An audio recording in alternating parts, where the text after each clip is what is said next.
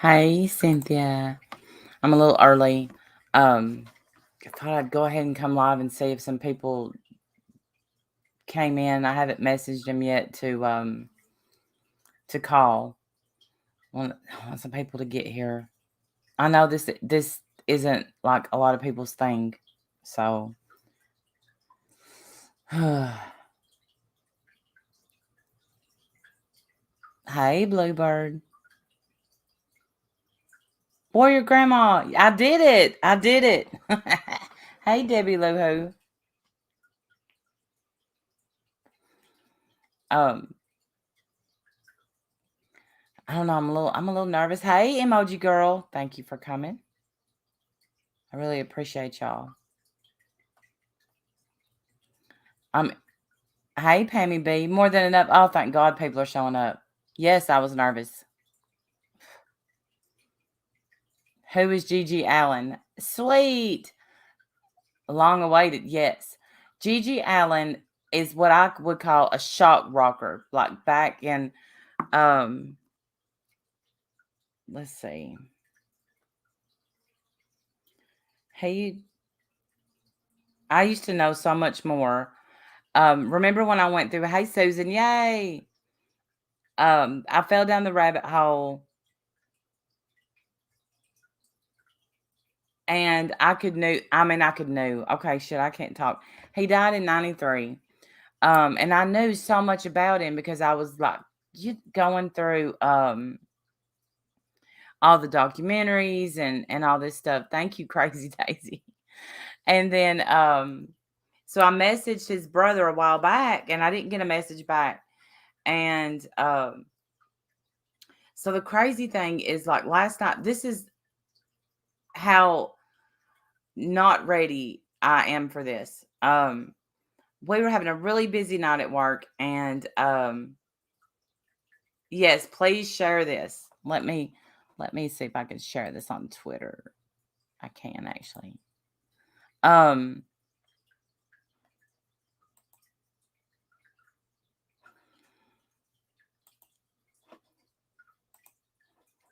Hey, Kathy Rebuilds. Okay, so last night I was really busy at work, and for some reason I picked up my phone in the middle of it and I messaged him, and he's like, "Sure." So now it's gonna be a phone call. He's gonna call me, and I haven't sent him my number yet because I wanted to let a few people get here, and before we did this, uh, but it was not good timing on my part. Thank you, Cynthia. But when he tells you what's the best time, I mean, I have to take that opportunity. So here we are. Who used to cut himself and yep, that same one, Winky.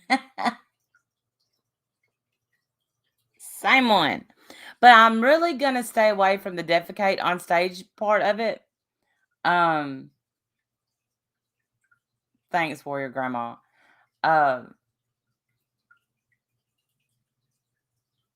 Because I don't think that I need to know why he did that, but he did cut himself, and there's no questions. So if anybody has questions, the only thing that is off the table is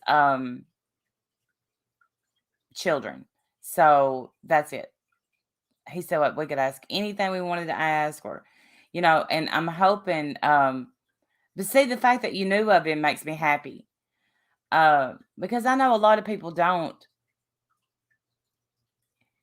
I mean, it's obviously not our genre of music, but even though whatever, I'm still excited. I You can watch, like, what is it? All in the that's not All in the Family, but there's like a documentary called the Allens or something. You missed, right? You're excited? Yes, me too. Most people don't know, right? I know, and so that's something else. I wanted to give. Hey, you don't know me. Thank you. He was on several. Gigi Allen was on several talk shows. One was the Jenny. I'm going to look it up. Jenny. And of course, his brother Merle was right there beside him. Jane Whitney. Jane Whitney was the name of it. He was on Geraldo. And I think the Jane Whitney one was like 3 or 4 days before he passed away. And he passed of a heroin overdose. And you can pretty much like witness like the last show that he had. It's all on YouTube. His very last show, the last moments, like when he was going to go party with these people, and that was the last night of his life. And he wasn't known for being a good person. So I just want to see. I want to know from his brother if, hey, Kimberly, got to Google these names. I know. And I told Merle this morning, or I messaged him and I said, I don't expect a huge turnout, but yeah, there's a Springer interview. He was on Jerry Springer, and it was before Jerry Springer did the whole, I need to put hashtags in my, there's Wendy. It was before Springer did the let's fight, I need to hashtag this stuff. Let me see if I can do it while I'm live.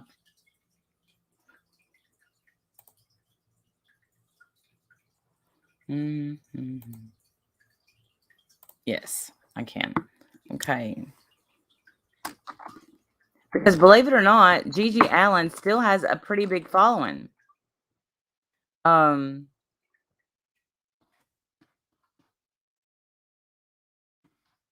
Or people like me that just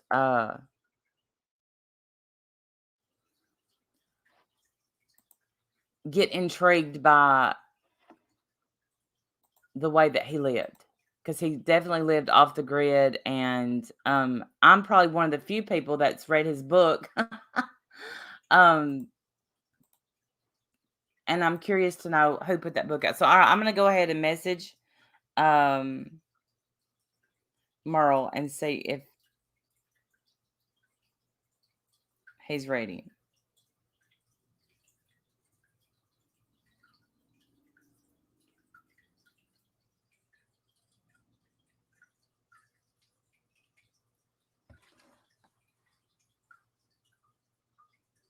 And we wait for the phone to ring. Let's see. What else? What else can I think to say about GG Allen?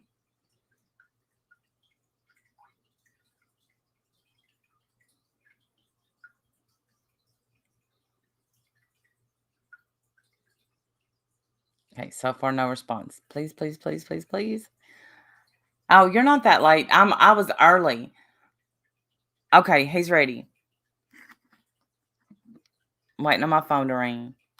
He's probably thinking, what? She has a home phone number? Okay, he said, give him 1 minute.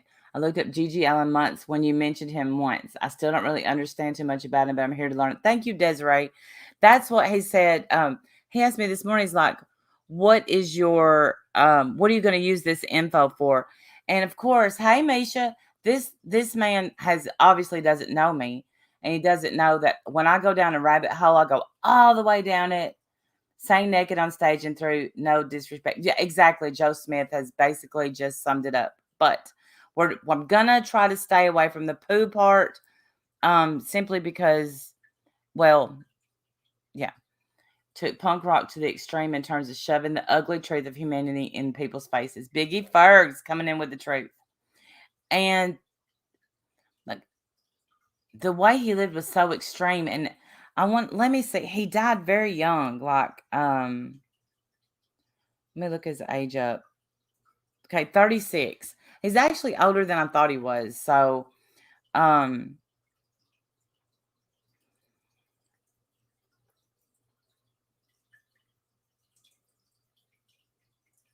Wendy, you may want to cover it, but you may not have to, because I want to know I have to know if this was a persona. Oh, we're getting a call. Okay, and it's anonymous. So. Hello? Randy! Yes? Hello? Hi. All right, let me start this thing. happening? Oh, nothing. We're live on YouTube. That's okay, right? Live on YouTube. Can I say I'm going to say whatever the fuck I want. You can say anything you want. Yes. There went my monetization, but that's fine. That's fine. Right on. Well, I don't really go on YouTube very often, so I don't know if I'll ever see this, but, well, I won't see it, but I might hear it someday, right? Right. You might. Yeah, you might. Hey, you're from Tennessee. I can tell. Yeah, I was. Y'all come back now. No, I'm just fucking with you. I actually do use that phrase a lot. Right? I think that's a Southern thing, right? Y'all? Yeah. Yes, it is. Yeah. Wow. So, anyway, here we are. What can I do for you today? Okay, so like I said in messages, I fell down like the GG Allen rabbit hole. I'm 46, so I really didn't know a lot about him, and so and of course then I started watching the documentaries like what is the one where it kind of shows your life some. You're still in the band and Hated? huh? There's a Hated documentary. Not done by I watched Phillips. yes, I watched that one and I watched is it Family? The Allen family? Yeah, All in the Family? Yeah. Yes. Yep. Yeah. So I've watched those but what I tried to not do was watch any interviews with you because I didn't want to jack any of their questions and I wanted everything to be a surprise. Okay, yeah, that's fine. Hey, I'm used to surprises, so it's fine. I'm so freaking excited that you called me. I swear to God. I understand you blocked your number. You didn't really know who Gigi was then until you just happened upon him? Yeah, I had no idea. And I was like, who is this? And yeah, I had no idea. Well, you missed a lot, boy. I did. What a time that was. So, yeah, I don't know. What can I answer for you? Okay. Well, I have one question in chat. It says, was Gigi an introvert growing up?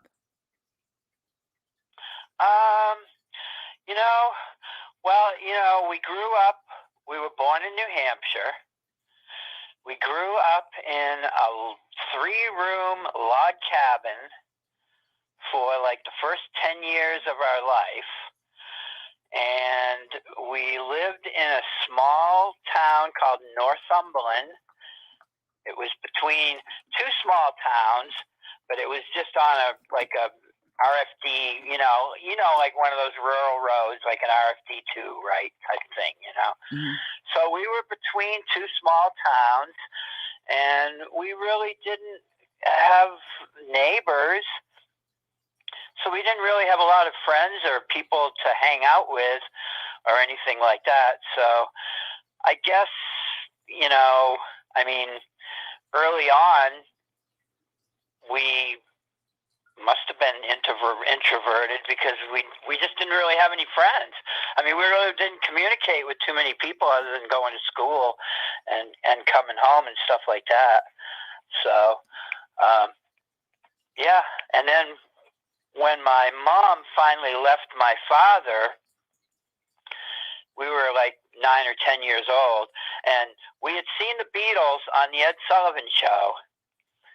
This would have been 1964, the first time they appeared on the Ed Sullivan Show. And my mom let us stay up. She let us come out of bed so we could watch the Beatles on the Ed Sullivan Show. And that was the turning point for both of us. As soon as we saw the Beatles on the Ed Sullivan Show, we were like, that's what I want to do with my life. Oh, wow. Yeah. So that's basically how it got started. And, we didn't really, like I said, we were pretty isolated. So we didn't get to, we were like 9 or 10 years old. So we were just kind of finding our way, and when we saw that was the way we wanted to go. And that's where we went, So when my mom left my father, and we got out of that hellhole of a log cabin we grew up in, and we were able to move to the town next door, which was a small town to begin with. But then we were able to like spread our wings a little bit and discover like music. And my mom had a friend who had a daughter that was like 3 or 4 or 5 years older than us. So she was already listening to like all the British invasion stuff, the Beatles and the Rolling Stones and the Kinks and the Dave Clark Five, all that shit, Mm-hmm. And we got turned on to stuff like that, and then we just went wild with it after that, and we had more freedom because my father was a total fucking prick, he was a total asshole, and when my mom finally left him, we were able to be free to express ourselves the way we wanted to, and so that's basically what we did. Yeah, I think I saw where your dad was he was abusive, right? Kind of. Well, I mean, he was just, a real loner. He would he would like my mom to take us and leave for the day so he could be alone, Mm-hmm. And even when my mom left him, he lived in that log cabin. Well, the log cabin ended up getting demolished, and he actually had a trailer on the property. But he was basically a loner until he died, and he was an asshole, so nobody really gave a fuck anyway. Nobody wanted to hang out with him, and believe me, he didn't want to hang out with anybody either. So I think me and my brother kind of got some of that. I mean, hey, there was a pandemic and there was like social distancing. And I thought to myself, God, I've been fucking social distancing my whole fucking life. This is great. People around me. I don't have to fucking deal with people except going to the fucking supermarket and hoarding, getting the fucking water and paper towels before some other fucking asshole gets it, And other than that, it was great. I loved it. Social distance. I never knew that I was social distancing my whole life. So, I feel that. I have to, if I didn't have to work, I would totally be great at social distancing. I hate leaving my house. Oh yeah, I leave my house, to go to like grocery shop or go to Walmart or go wherever. I get up early in the morning and go real early before anybody's there, and then get my shit, come back home and work from home and take care of business, So basically, we moved from the log cabin when my mom left my dad, and started listening to music. We started stealing records. We would go to records. We would go to like Ames's and the Globe and places like that, like your Kmart's of the day, Mm-hmm. And back before they had like the screening things at the door so they could tell, you know what I'm talking about, right? What am I trying to say? Before the beeper would go off and Yeah, exactly. Yeah. Before all that shit was going on, me and my brother we were like a team. We would go out because all we wanted to do was listen to music and buy records. That was like our life. I mean, music was in our teenage years. Music was everything. We didn't give a fuck about women. We didn't give a fuck about nothing except music.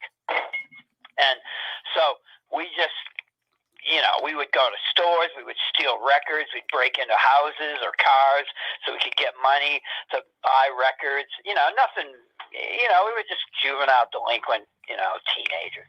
We weren't out to hurt anybody. We just, like stealing shit so we could buy music. Yeah. No, that's okay. So we did that, and then, we started, picking up instruments. My brother had a really nervous, like, habit of, like, always tapping on stuff. So, he became a drummer. He was a drummer before he was a singer. So he started playing drums, and I started playing guitar, and we just started, learning how to play our instruments and shit like that. And then we formed our first band, oh God, it was 1976.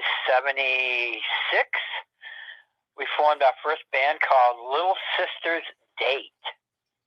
Oh. And it was me, my brother, and Al Chappell, who would go on to be the bass player for the Jabbers, which was Gigi's first original band. After, we did our thing and stuff. So we played, we played like a bicentennial. We played like a few outdoor shows in in the park and, Vermont or New Hampshire, but it really didn't go anywhere. We had a bass player that we couldn't find. We could never keep a bass player or find a bass player. So that's when I decided to start playing bass. I was like, you know what? If I play bass, I could probably play in pretty much any band I want, Mm-hmm. So I switched from guitar to playing bass. And then in 1977, we started our second band, which was a band called Malpractice. And it was me and my brother and Jeff Penny, who lived in, a town about 20 miles away from us. So we played, and we learned a lot of, we started playing, cover songs, because that's what you had to do back in those days, especially when you lived in New Hampshire. Playing original music was unheard of in the 1970s, unless you were like Aerosmith, and Aerosmith was from New Hampshire originally. So we started playing, cover songs, and we would play like the main New Hampshire, Vermont circuit, but we weren't playing the same cover songs that everybody else was playing. Everybody else was playing, your typical top 40, bullshit, and we hated all that crap even back then, So we were playing more hard stuff, and this was a 77, so we were playing Ramones, we were playing Iggy Pop, we were playing Aerosmith and Kiss, and stuff like that, where everybody else was playing the fucking Doobie Brothers and fucking Steve Miller Band and all those lame fucking shit bands from the 70s, and so it was kind of hard getting shows, but we did okay. And then we started writing our own music, and we actually recorded a single with a song called Devil's Triangle, and the B-side was a song called Love Tunnel. And they were your typical, when you listen to them now, they actually just reissued that record, that single. And when you listen to that now, it's so funny because it's just such typical 70s rock music, But I don't know, people like it. So I mean, people buy it because it's the first record we ever did, Mm-hmm. So yeah, we did that for a year or two, and then by 1978. That was when my brother decided he didn't want to play drums anymore. He wanted to be a singer. So we started working on stuff, and we actually had recorded a single before the Jabbers were actually even a band. We had recorded the first GG Allen and the Jabbers single with One Man Army, Beat Beat Beat, and what's the other song? I don't even remember. But yeah, we recorded like a 3-song single, and then we kind of separated ways. Gigi decided he was going to stay in New Hampshire and get married. Fool. I could have warned him about that, which I tried to, but of course that didn't work out. And at that point I had started to, actually, me and my brother had put an ad in the Boston Phoenix, which is a weekly Boston paper, and we put an ad in the music section looking for a band. And we got a call from a guy named Johnny Angel, who was in a band called Thrills, and they were interested in me and my brother joining the band. They needed a bass player and a drummer, and they drove all the way up to Vermont.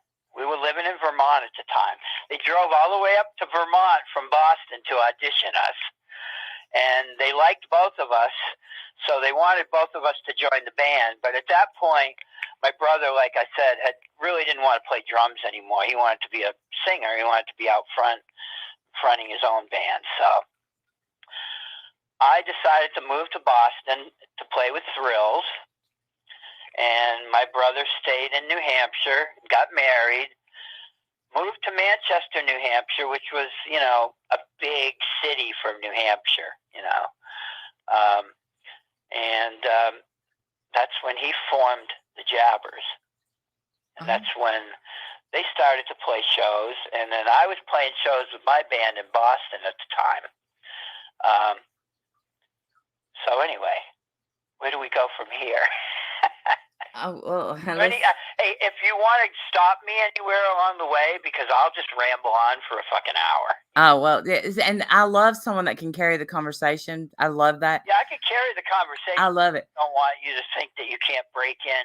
If you want to break in at any point and say, okay, can you stop here and tell me something about this or something about that, or because sometimes I'll just move from one subject to the next, because I just ramble. Well, let me ask you that. I read, but like I said, I went down the rabbit hole. I read a book, and it was when Gigi was in jail, and I guess it was his journal. Are you talking about the My Prison Walls book? That may have been the name. I'd have to go back and look. Well, basically, what we have released, we had released a hardtop book, hardtop book, right? I guess that's what you call it. I don't know, but with Gigi's prison letters and his artwork. Yes. You're probably talking about something different, maybe. No, his artwork was in there. Okay. Yeah, so there was lots of his prison artwork and lots of his prison letters to me, one to my mom, I think, or a couple to my mom, and then others to different fans and stuff like that. I don't know if that's the one, but I just wondered if you were the one that put that out or if I was reading a fake book. There was some art in there though, but it was more of his.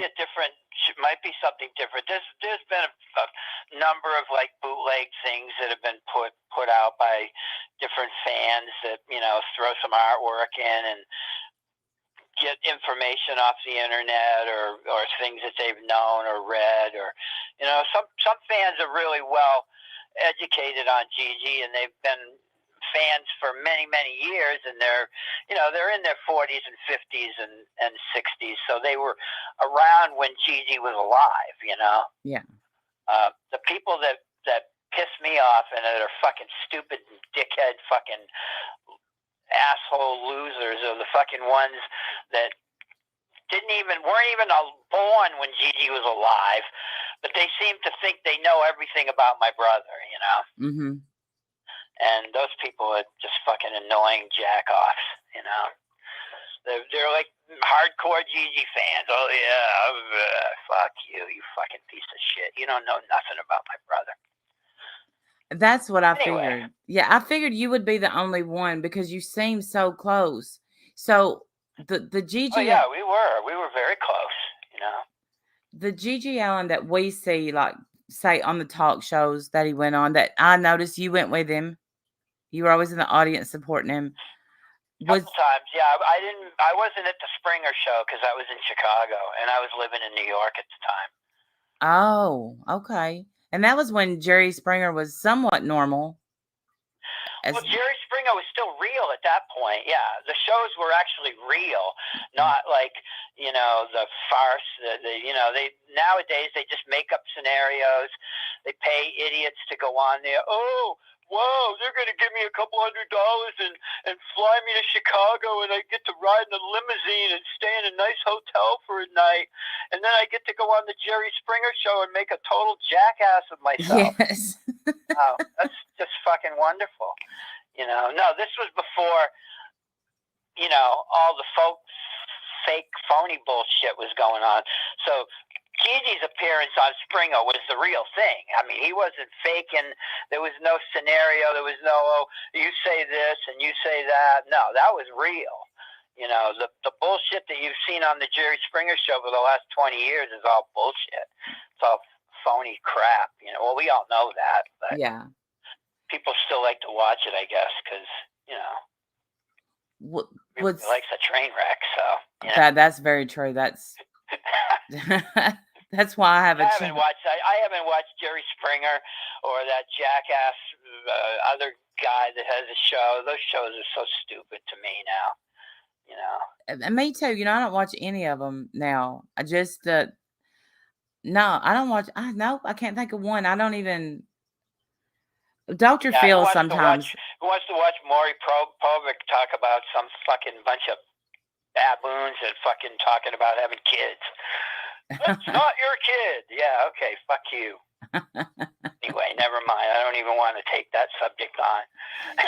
Yeah, I don't watch any of that. I watch sometimes, like I said, sometimes Dr. Phil. So was the guy that we see, like the GG Allen that we see on, and I'm sure you've been asked this 100 times, on the talk shows, and was that a persona? No, I mean, that was how he really felt. But he was just, he was the only one that would have the balls to go on there and say stuff that he said and do,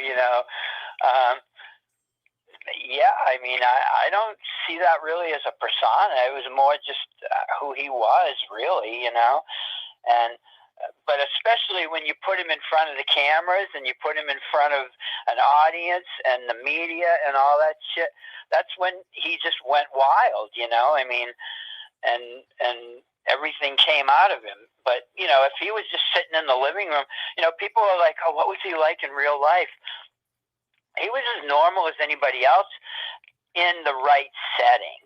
But once you put him in front of people and he had an audience and he had, cameras and this and that and the other, that's when he just, would go off on his, that was the other side of Gigi, that was the Gigi side. There was a Gigi and there was a Kevin. Mm-hmm. Some people knew Gigi, some people knew Kevin. I knew both, and the Kevin was like just normal, hang out with him, and smart guy, intelligent, amazing singer, amazing songwriter. But yeah, when you put him in front of people, and I think also he was pretty paranoid. So anytime we were out somewhere, it always ended up in a fight. We always ended up getting thrown out of somewhere. No matter where we went, any club we went to. When I lived in Boston, we've been thrown out of so many clubs that when we went to play that show, there was a show that we did at the Middle East Cafe in Cambridge. We had to dress up like women so we could get Gigi into the show. Oh. And we all dressed in drag, and we got Gigi into the show because we'd been thrown out of that venue, so Gigi couldn't even go into the club. So we all dressed as women, went into the club, got on stage, and played, and it was fine.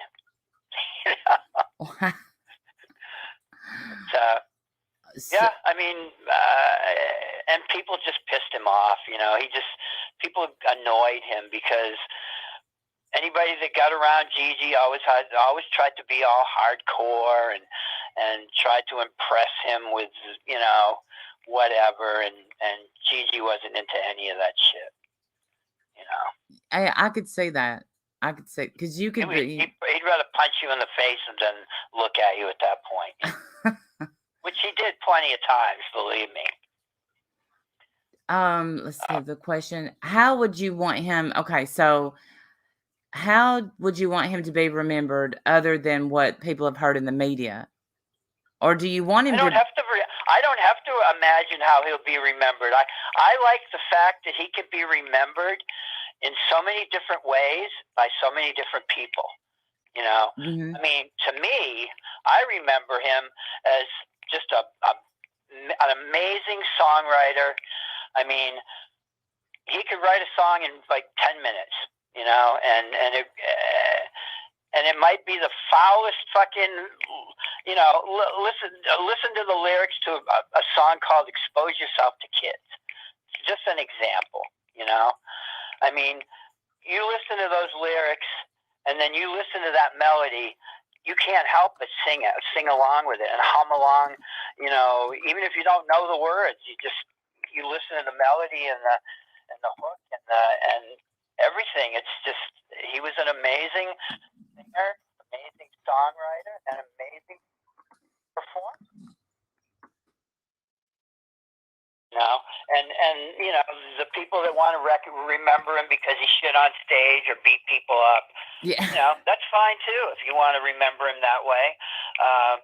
But you know, a lot of people remember him that way and say, "Oh, he sucked. He had no talent. He just shit on stage and beat people up." That's not true. You know what? If that was the case, nobody would give a fuck about GG Allen. You wouldn't be talking to me right now. Nobody Right. would care. The only reason that people still talk about Gigi and listen to him is because of his fucking music. He was a genius. He was just one of those. He was like a Rocky Erickson, only not. You know, I mean, I'm saying Rocky Erickson because Rocky was mentally ill, you know, to a point himself, you know. But I mean, he was just one of these evil geniuses that come along very rarely in a lifetime, you know. And I was fortunate enough to see it all happen and watch it grow and see it even since his death 30 years later. He's bigger now than he ever was. Well, yeah, I mean, you got. And it's not just because he shit on stage, because nobody would care about that. I've seen other people shit on stage or take, you know, a fucking staple gun, staple shit to them and do this and do that. Oh. Nobody cares about that. If you don't have good music, nobody gives a fuck about what you do on stage. That's true. That's true. And I didn't know about that. And I told people, you know, before I got you to call, I said, you know, I'm not gonna bring up the pooping, you know, the shit because you know, I didn't know if you wanted to talk about that, but you know, and it's just not hey sir, hey everybody. Everything that you can imagine under the sun, and then some shit you probably couldn't even imagine. Yeah. So nothing is really off limits to me when it comes to, you know, Gigi or the band or me or whatever, you know. I mean, it's all part of the, you know, story. So, you know. Do you still play, right? Oh God, we've been playing. Well, here's what happened. You know, my brother died. Okay, 1993. We had just recorded the last studio album, Brutality and Bloodshed for All. We'd recorded that in April at Don Fury Studio in New York City. Then we went on tour in May and June. We went on the Terror in America 1993 Terror in America tour. That was in May and June. And then Gigi passed at the end of June. So the album didn't even come out until September of that year. So, you know, after my brother died, nobody had any idea of continuing to play with this band. I mean, our leader and our singer died. So what are we going to do? You know, that's pretty much the end of that. But when the record came out, and it actually, I mean, we were so used to everything that we ever made or everything that we ever recorded and released getting shit on by the critics and the public and any magazine like Maximum Rock and Roll or Flipside or any of those fucking magazines, you know, so-called punk magazines. They all hated us, you know, and they thought our music was trash and garbage and this, that, and the other. So when the Brutality and Bloodshed record came out, and like I said, it was produced and engineered by Don Fury, who in New York City, you mention his name and everybody knows Don Fury. He's done like major label bands, you know. Mm-hmm. So he did the record that we had written. We had written all the music for the record while Gigi was doing time. He was in prison. And Gigi got out of prison. We sent him a tape of the songs, and a couple weeks later, he's like, okay, book the studio time. I got it all done. Let's do it. So, yeah, we went in, we recorded. The record came out in September of that year, and everybody loved it. I mean, the fans loved it. Even some of the critics actually, you know, had nice things to say about it, you know. So, with all of that going on, we did a memorial show, and then we decided to do a short tour with Jeff Clayton from Anti-Scene, who is a big band in North Carolina. I don't know if you're familiar with a band called Anti-Scene. No, I will be now. I'll look them up. But well, they've been around for, going on 40 years now. So they're legendary in the North Carolina. They're legendary everywhere. They're a legendary band. And Jeff Clayton, their singer, had recorded, Anti-Scene had recorded a record with my brother in 1991. So we already had a history, and we were already good friends and all that. So Jeff Clayton from Anti-Scene stepped in to do a short tour with us to promote the Brutality and Bloodshed record. And we did, I don't know, 10 or 15 shows from the East Coast to the Midwest and the South. And after that, we came back and decided that everybody wanted us to keep playing. Well, it was a very difficult time because people wanted us to keep playing, but they were still expecting us to be like Gigi. So that was a really tough time after Gigi passed because we didn't want to be like Gigi. There's only one Gigi. Right. We didn't want to imitate Gigi. We didn't want to find a singer that was just going to shit on stage and beat people up just so we could continue playing. Because Gigi had his thing, but we were his band, and we had our thing, and our thing was musical. Gigi's was, you know, his performance or whatever you want to call it, but we were two kind of separate entities, you know. We were all about the music, and Gigi was all about the violence. So, you know, so we still wanted a aggressive singer, but we didn't want somebody that was going to copy what my brother did, because then we would have just been a cover band, and we didn't want to be that, you know. So we found another singer, and we did tour again, but then we couldn't keep the singers that we had, and then, you know, it just became a real pain in the ass because people expected one thing. Some people liked us, some people hated it. I mean, it's still like that today. You know, we have a lot of fans, but then we have a lot of people that don't like us because Gigi's not in the band anymore. And you know what? That's fine too. That's your choice. But, you know, if we didn't have enough fans to keep playing, we wouldn't be playing today. I mean, basically what happened was we broke up in like 1999 after going through several singers. We had recorded a new record with the singer that we had.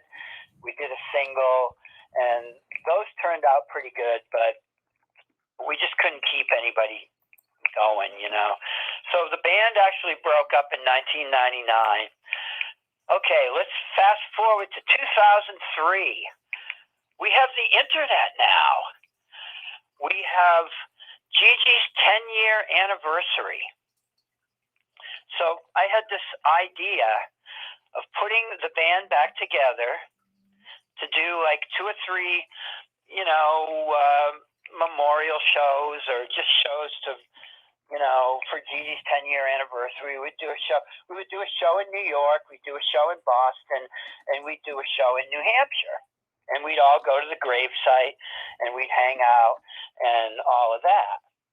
So we did that, and Jeff Clayton from Anti-Scene once again stepped in to help us out. And after we did that, then the internet, everybody was like, oh, you guys need to, find a new singer and start playing shows again and come out here. I could get you a tour here. We could do a tour of the West Coast. We could do a tour of the whole country, blah, blah, blah. And once the internet started taking over and we found a singer and we started playing shows again, and we were back on track. And so,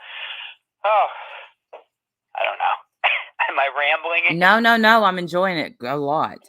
So we started. So we did the tour with Clayton in 2003, and we did another tour with him in 2004.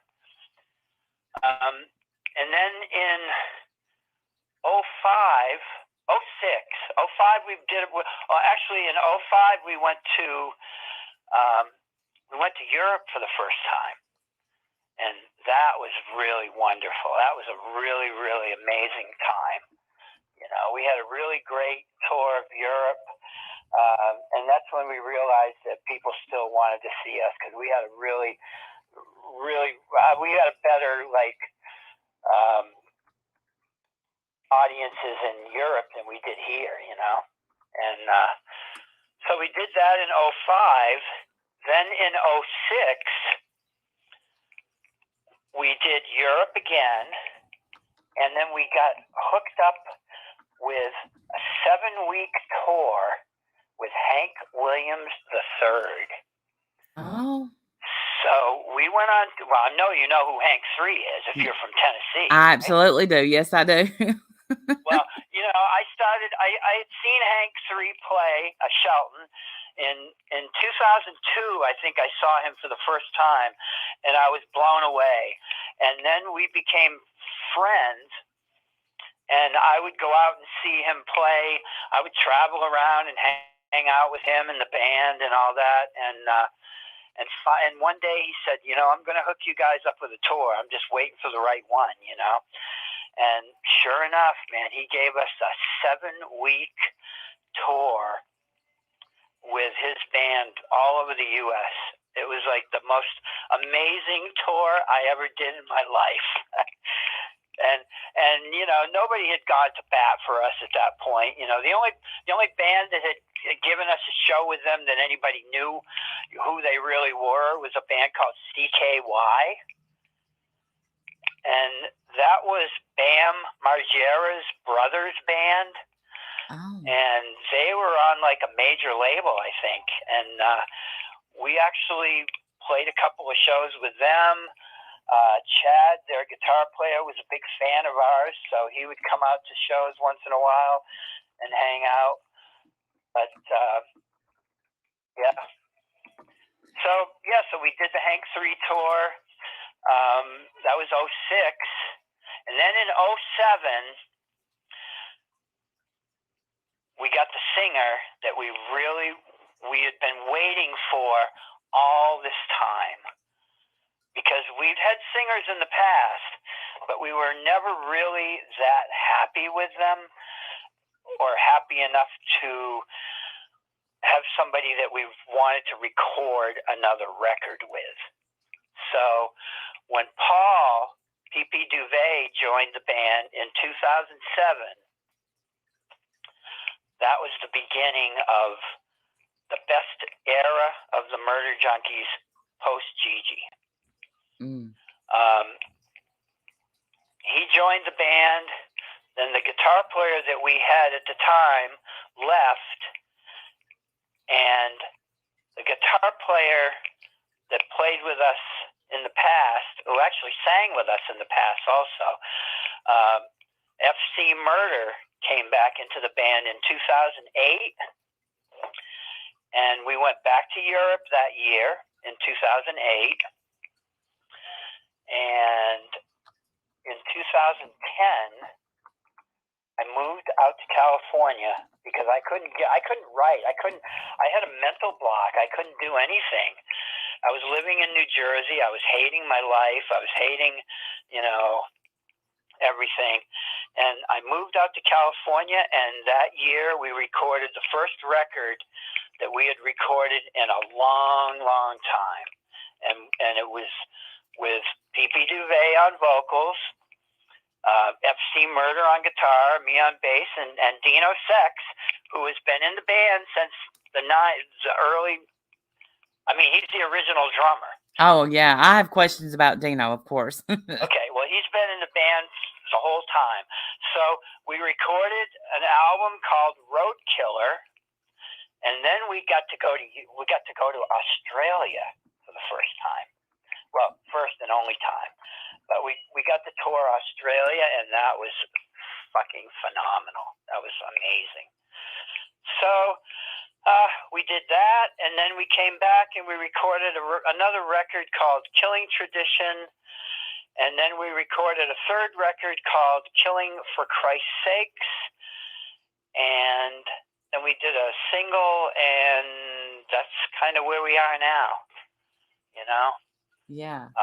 And I just so that a lot of the audience, they weren't familiar with Gigi, and that's why, like someone just reminded me to let you know, you're not rambling because they're getting a good history of Gigi and you. Oh, are people actually hearing this live? Yeah. Oh, I didn't know that. Yeah, I said we're live on YouTube. Oh, so people are actually listening to me, not just you, but other people are listening to me talk, huh? Yeah. Oh, cool. Yeah, and I've asked a few questions. One of the questions. Hey, you fucking scum fucks. Nah. What's going on? I didn't know. I thought you and I were talking and you were going to put this on later or something, Oh, no. I just hit that live button and went with it. Okay, so if anybody out there has any questions, just shoot them to Randy and I can try to answer them if I can. Well, that one of the questions was, what is your favorite song that y'all did? Well, it's not Bite It, You Scum. Let me tell you that. I'm going to tell you something. For all you fucking bands out there that cover Bite It, You Scum, pick another fucking song, why don't you? Because that song has been beaten to fucking death. I hate listening to that fucking song. We will never play that song live. We consider that song to be the poser song because anybody that doesn't even know Gigi knows Bite It, You Scum. So if you're going to cover a Gigi song, do me a favor and pick another one, something a little more original, because I think 1,000 bands have already covered Bite It, You Scum. It's already been done. How's that? That's good. All right. Okay, now my favorite songs to play. We don't really play very many Gigi songs in our set anymore because we don't need to. And what's the really great thing is that we play our own songs now, and the people that come to our shows are singing along to our songs. So it's taken us a long time to get to that point, because for a long time we had to play Gigi songs, and we had to play stuff off the first record we did because we didn't have anything else to play. Mm-hmm. So we were playing a lot of stuff like that. And then once we started writing all of our new material, we were playing all of that. And it took the audience a minute or two to get used to it. But once they did, now they come to our shows and they sing our songs. Not that we're not trying to, honor Gigi or whatever. We do still play a few songs, but yeah, and anytime somebody comes to a show and yells up to play Bite It, You Scum, we just flip them the bird and go, fuck you and Bite It, You Scum. All right. So my favorite Gigi songs to play would probably be, which would be my favorite record that I did with Gigi, which would be the AIDS Brigade single, So it would either be something like hanging out with Jim, expose yourself to kids, or Gypsy Motherfucker. So yeah, those are probably my favorite songs to play. You know.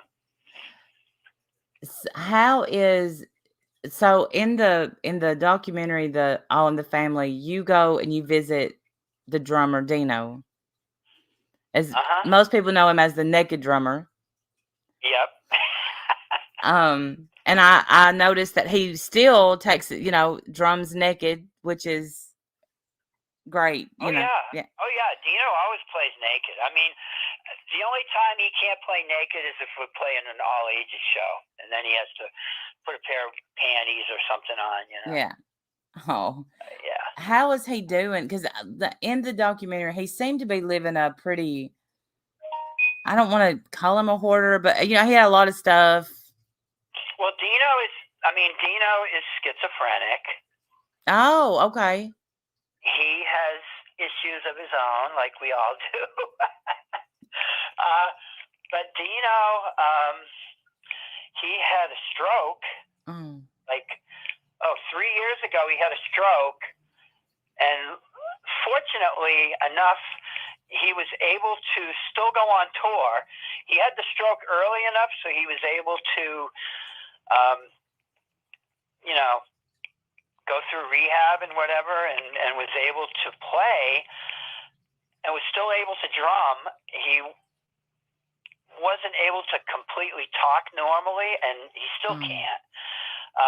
But he was able to continue touring, and then the year after that, he had throat cancer.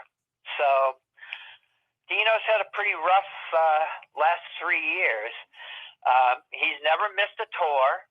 Oh wow! And believe me, I've given him the go ahead to take whatever time he needed off. Nope, I want to keep playing. I want to fucking play. Let's fucking book a tour, Merle. I'm ready to fucking rock. That's Dino. So, I would book a tour. And he's cancer free, and he is able to play drums still. He lives in Spanish Harlem in a housing project because he's schizophrenic and he's not able to work anymore. He works part-time, but he doesn't make any money really, So yeah. He lives in subsidized housing, and yes, he his illness means he hoards stuff. He's a pack rat. He's a newspaper. He has stacks and stacks of newspapers. He sleeps on his floor because he doesn't have a bed anymore. And if he had one, he wouldn't have any place to put it. Basically can't even walk around in Dino's apartment. It's so bad. Oh yeah, I kind of noticed that. Which it's probably a different place now than whenever the documentary or movie or whatever. Oh no, he's still in the same place. Oh okay, yeah. Yeah. They've threatened to throw him out a few times because he's got so much stuff. They're afraid that the floor is going to cave in. Fire hazard, yeah. Really. It's really that bad, yeah. Oh, poor Dino. But you know what? For all of the lack of this, that, and the other that Dino has in his life, he's probably the happiest guy in the band. Oh. He's definitely the most popular guy in the band. So, he's like the rock star when we go on tour, He is the rock star, but he didn't win Best Mustache. I mean, are you still on top for the best mustache?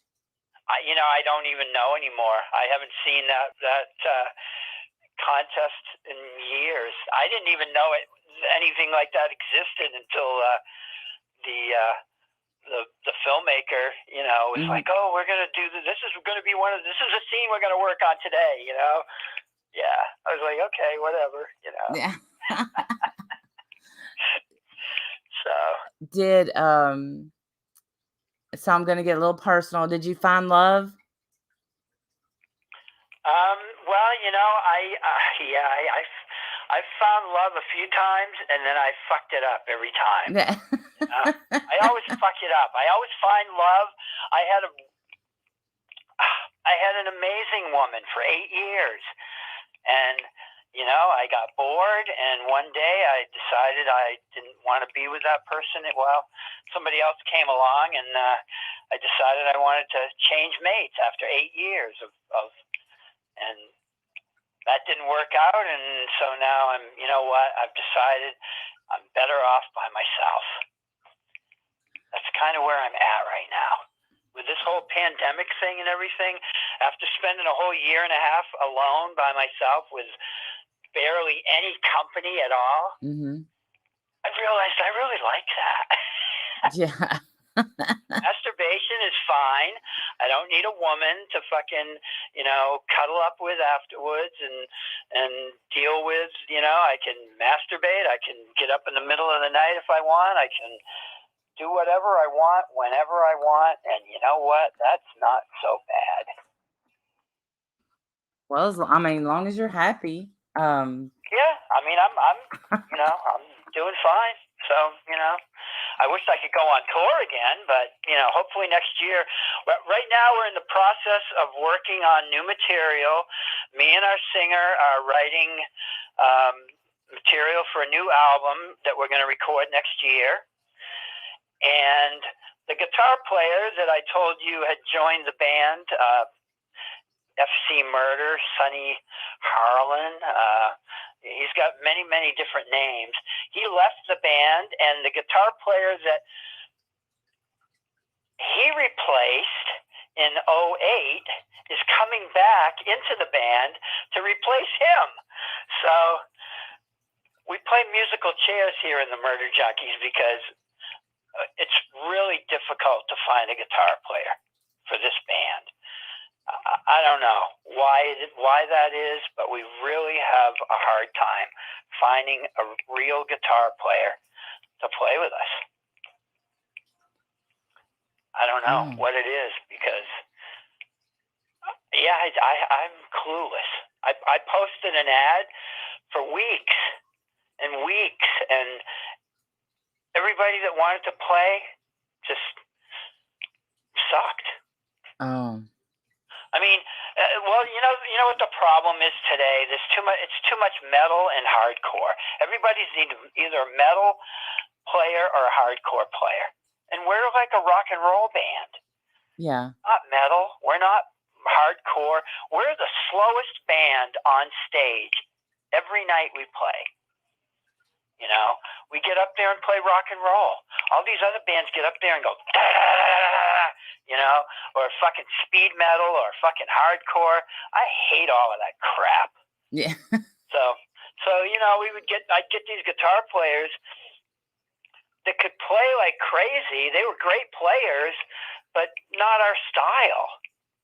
And I don't want to play with somebody that doesn't understand where we came from and what we're into, and that's what makes your band. That's why we were so good for the last 12 years, because the 4 members of the band, we all grew up on the same music. We all loved the same bands, and that's why we need somebody in the band that's at least 40 years old. You can't play with somebody in their 20s or 30s because they don't understand what you're trying to do. They don't even know, half of them don't even know the history of music. Right. Yeah, it's going to be hard to find somebody.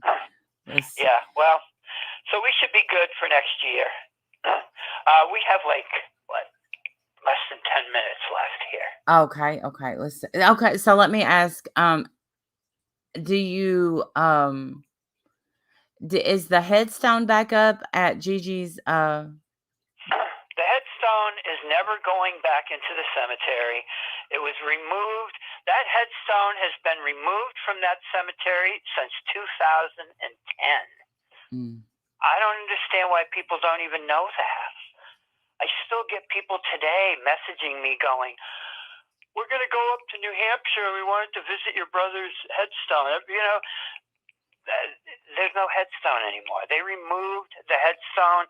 They were talking about removing my brother from the cemetery just because all the craziness that went on there while his headstone was there, you know.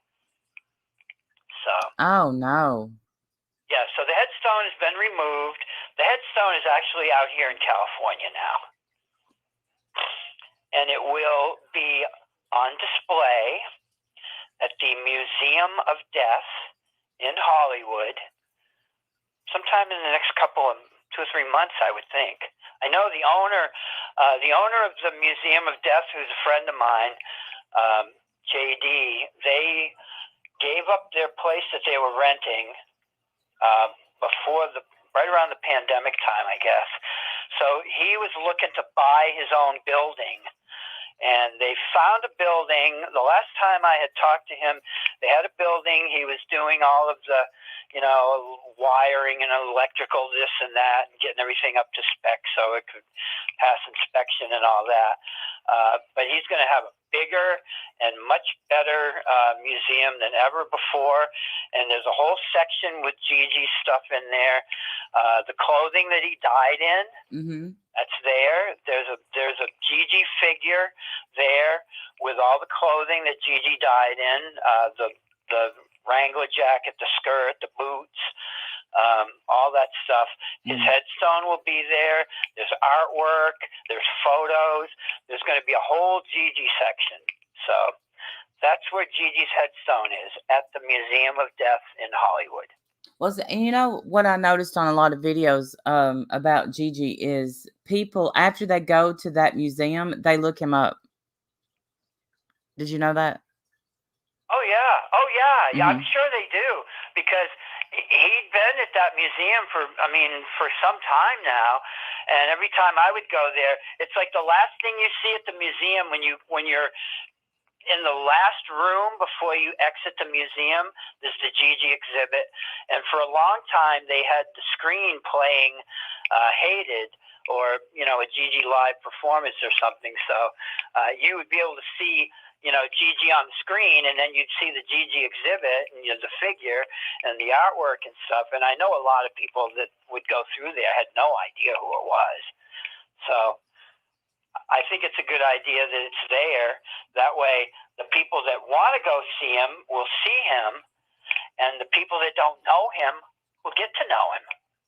Yeah. You still miss him? I miss him every day, of course. I mean, I think about him every day, because my life, that's my life, my band and my brother, and it all kind of intertwines together. And everything that I do, I make custom hoodies, I make custom sweatpants, guitar strap, I make all kinds of custom stuff. I do artwork. Yes. I sell pretty much anything I can sell. I've sold so much shit. I've moved from a 3-bedroom house into a 1-bedroom apartment. I've downsized that much. So you had a hard time? Didn't you have a hard time letting it go there for a long time, though? Well, I've had all this stuff for years and years and years. So, for me, it's not so much that it's a hard time letting it go, because it's never really gone. It's always in your head. You know, I don't need to see something that I've already lived. Right. I saw it for many years. Yeah, it hung on my wall. Yeah, that was cool. You know what? I've replaced it with other things that are on my wall now, and eventually I'll sell all that stuff out and replace it with something else. I mean, it's never really gone if it's in your head and you've lived it, Oh, it's good. That's everyone. You can go to the Facebook page. It's GG Allen, and you can see everything that Merle has for sale on there.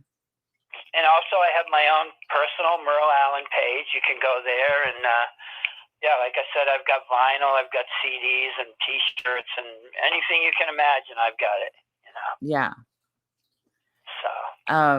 So can we be friends? You want to be my friend? Yeah, you can friend me on there, of course. No, I mean, like, can we chit chat on the phone without an audience? I'll be your friend. Yeah, sure. Why not? What the hell? I remember the first time I messaged you, it took me so long to get the nerve up to message you. And then, Then you ignored me, and I was like, okay, well, I understand. Oh, I But, did. That's right. yeah, When I saw your other message, I was like, oh shit, I never messaged her back the first time. I but don't know. I might have gotten busy, or I might have just said, I don't know what this chick wants. But well, yeah, and I assume you get a lot of messages that I just assume that you get a lot of messages, and you're just like, whatever, whatever, whatever. I get a lot of messages. You're right. Yeah, I do. So, well, cool. Any last parting words? One more question from the audience, or Anybody, or anybody anyone? have any more questions? I have one. What song did you play in the headphones at your brother's funeral? Remember you? I mean, now of course I don't have to say remember when, but the headphones that you put on with the cassette. Oh, okay. You mean the headset that Gigi was wearing when he was in his casket and we closed it? Yes, Yeah, the Suicide Session CD that was or cassette. cassette. Yeah, Yeah, it was good a old cassette cassette days. back then. Hey, you guys remember cassettes? I remember cassettes. I know you do, but I'm just saying some of these kids, some of these kids probably don't even know how to dial a fucking rotary phone. Yeah, everybody's begging you to come back. Sometime I would love for you to just come on panel, and they're loving you like you. You know you. Well, I mean, I'm a lovable guy. I can tell. People just don't understand. They think just because I'm Gigi's brother that I'm like the evil twin. I mean, I'm not so bad. Well, some people think I am, but I don't really give a fuck what they think. So Yeah, I no, I don't. I always knew that you were. I don't know. I could tell that you weren't, and you are a great storyteller. And well, I've been doing interviews for over 30 years now. So I was doing interviews when Gigi was still alive. I was selling Gigi stuff while he was still alive. So some of you fucking assholes out there that think, oh, you're selling your brother's shit to make money. You know what? Fuck you.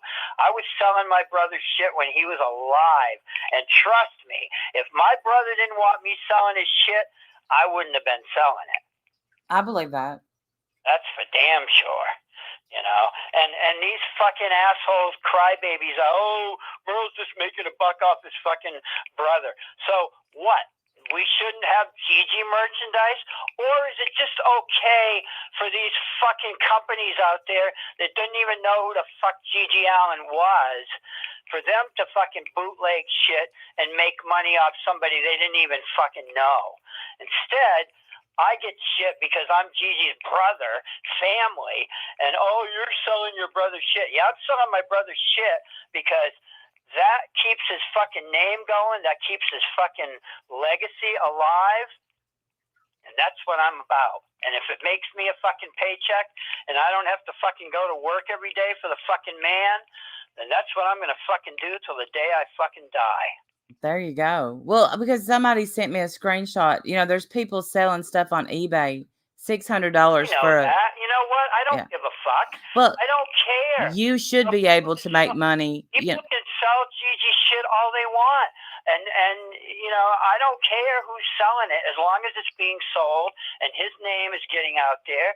There's enough for everybody to go along. I can't police everybody that's fucking selling Gigi shit, and I don't want to. Well, I'm just saying, they can't put you down for what others do. There's people still making money on. They like to they pick me because it's an easy target. Yeah. I don't give a fuck. I mean, I've heard it all. Believe me. In the last 30 years, I've heard it all. So nothing bothers me anymore. I don't give a fuck. So anyway, there you have it. There you have it. Well, I thank you so much for calling, and if you want to keep this friendship going, the ball's in your court. You got my number. All right. Seriously, we could chit chat. The number, folks, is no. I'm just kidding. Yeah. Don't you do it. I won't. All right. Well, hey, everybody, check out the Facebook page. I have an Instagram Merle Allin page as well, and come and check it out and say hello and buy some shit. Yes, please. Buy or die. At Murder Mart, we have one slogan: buy or die. Oh, I love it. Okay. All right. Enough silliness. All right. Well, you have a great day, and it was great talking to you. And yeah, I'm sure we'll talk again sometime. I hope so. Thank you so much. You're quite welcome. Have a great day. You too. Bye. Okay. Bye. How great was that? How great was that?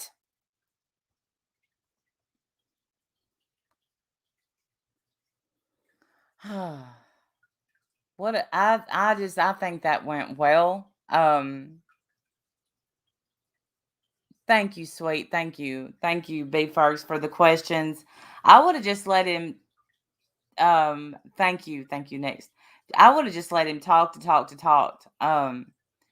But I knew that I only had an hour, so I had to get in a few questions that I wanted to know the answers to. I still have more, but and if he becomes my friend, then maybe he'll be my co-host. I don't know. Wendy on me and Wendy on Friday nights, and me and Merle on Sundays. How's that? Thanks, Dark. I was a little nervous, but I knew he was going to be nice. I just kind of knew. Thanks, Pammy B.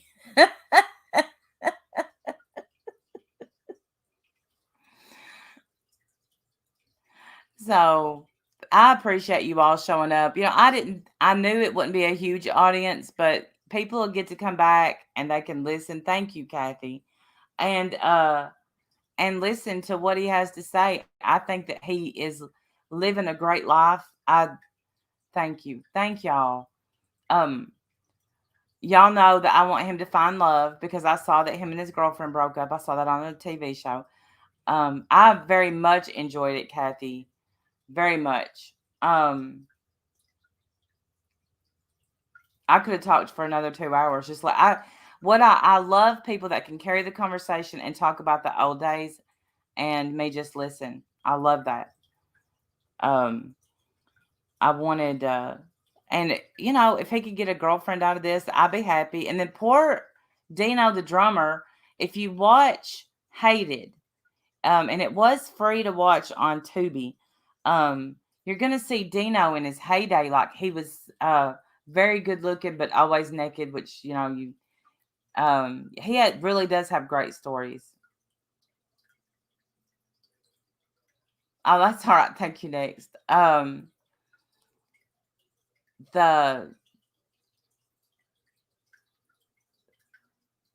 So to see then in the Allen family, to see how Dino turned out, it kind of hurt my heart a little bit. But to hear he's happy, I guess that's all I need. And he was ready to chit chat. I was hoping that he would forget that we only had an hour deal, but he sure didn't.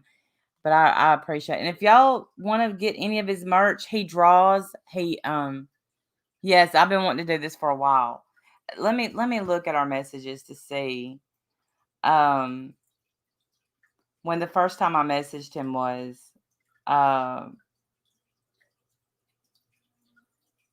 July. I messaged him in July, and that was after weeks of building up the nerve.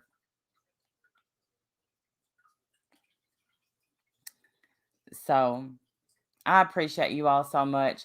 I'm going to go ahead and get off because I like to spend, it's been months out. Yes, we could definitely find him. Find him, and if you can get some of his merch, help him out. But I have a big mouth when it comes to things like this. If he comes back, I'll send truckloads your way. Mark my words. Okay. You're welcome, Miss Wright. Thank y'all for coming. And I will see y'all soon. His Facebook Warrior Grandma. He's got a GG Allen page, and I think it's verified.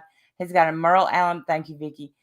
A Merle Allin page, and that's not. Yeah, it is. Thank you. Next, it is. Thank you, sweet. Thanks, everybody. And I will see y'all next time. Bye, y'all. Thank you for joining.